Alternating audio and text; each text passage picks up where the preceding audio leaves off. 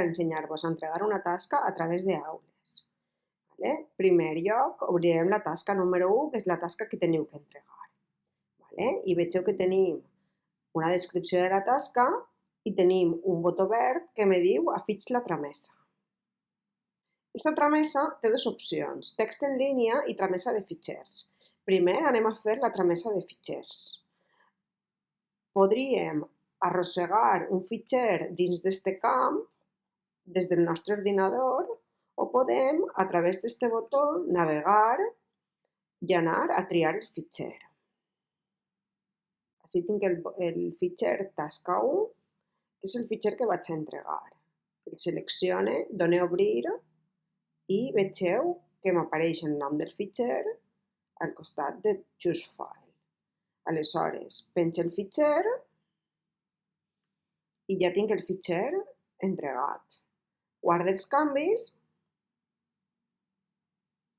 i he tramès la tasca per a qualificar. Una altra opció podria haver sigut enviar un text en línia. Si, per exemple, jo tinc una tasca que és un document online, podria anar al OneDrive, seleccionar l'equip de la nostra classe, entrar en els documents i afegir un enllaç d'un document. Copiar l'enllaç,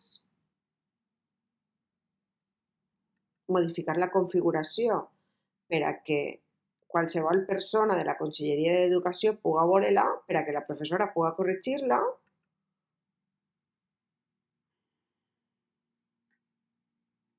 I després aquest enllaç que he copiat el puc afegir com a un text en línia.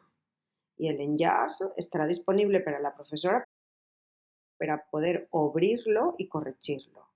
Guardo els canvis i ara vegeu que tinc tant l'enllaç com el fitxer adjunt i ja puc eixir de la tasca perquè la tasca s'ha tramès per a qualificar. Espero que això us resulti útil. Adeu!